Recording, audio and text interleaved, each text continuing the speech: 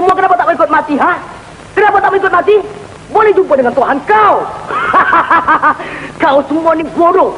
Bodoh. Kau pergi dengar cakap orang tua nyanyuk ni dengan kawannya di Melaka tu. Apa untungnya kau orang masuk agama itu? Tunjukkan kepadaku. Apa buktinya? Kononnya ada Tuhan. Tuhan yang lebih berkuasa. Tidak ada yang lain yang lebih berkuasa dari dia.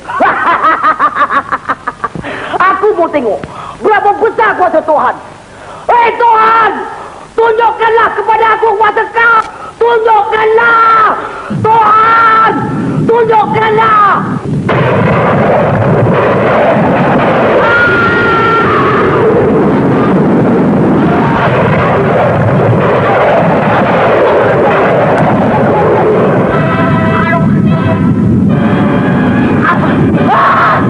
Aduh, tolong aku Adi. Adi, tolong aku Adi. Tolong aku Adi.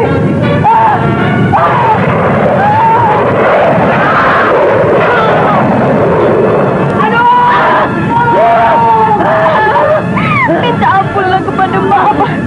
Mintalah ampun lagi. Tolong dan selamat.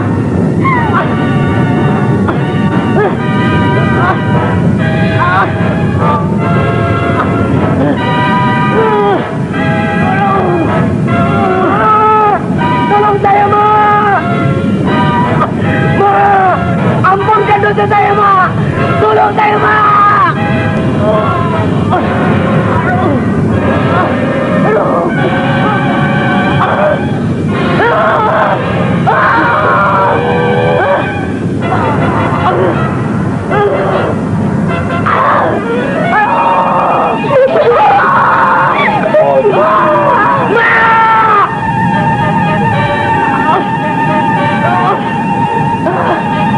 Mak kau telah meninggal.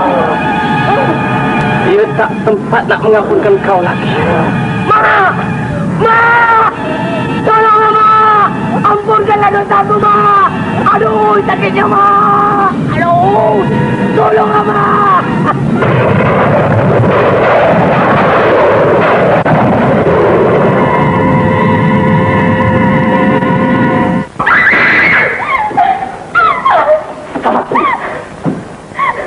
Pak Golok, Tulat, angkat mayat ini bawa ke dalam. Angkat, angkat.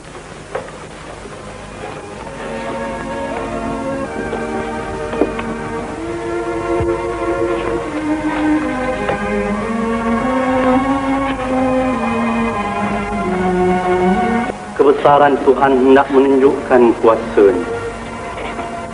Dan inilah satu contoh pembalasannya kepada manusia yang durhaka.